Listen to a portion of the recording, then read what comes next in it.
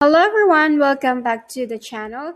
In today's video, we will learn weather and natural disaster vocabulary in English and Tagalog for safety readiness. These words will help you understand weather updates, emergency warnings, and how to stay safe during disasters. We will go through common weather terms, natural disasters, and important safety phrases step by step. So get ready, let's start learning. Natural disaster vocabulary. I will say English first, then Tagalog. Typhoon, bagyo, bagyo. Flood, baha, baha.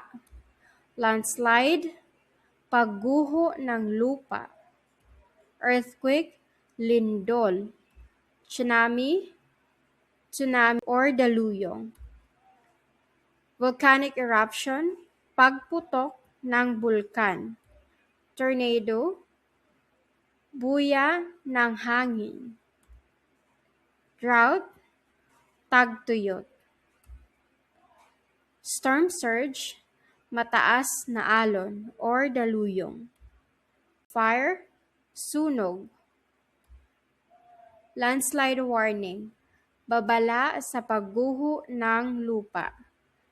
Evacuation, paglikas. Shelter, silungan.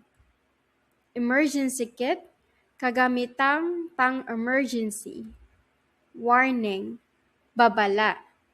Rescue, pagsagip.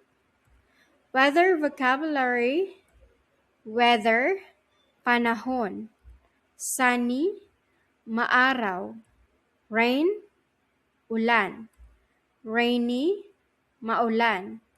Cloudy, maulap. Storm, bagyo.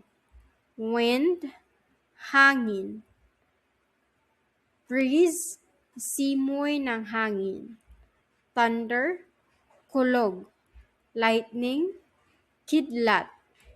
Temperature, temperatura. Humidity, halumigmig.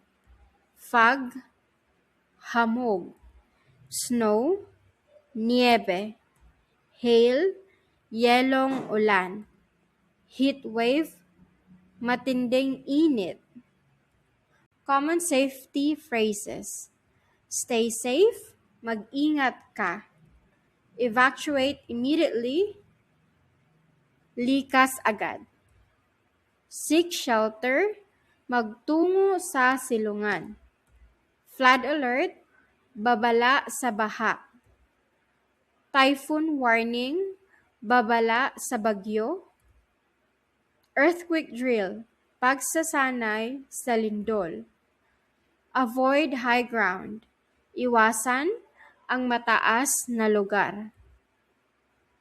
Emergency hotline, numero ng pang-emergency. And that's it for today's lesson. I hope you learned useful weather and natural disaster vocabulary in English and Tagalog that you can use in real-life situations. Remember, learning these words can help you stay informed and prepared during emergencies.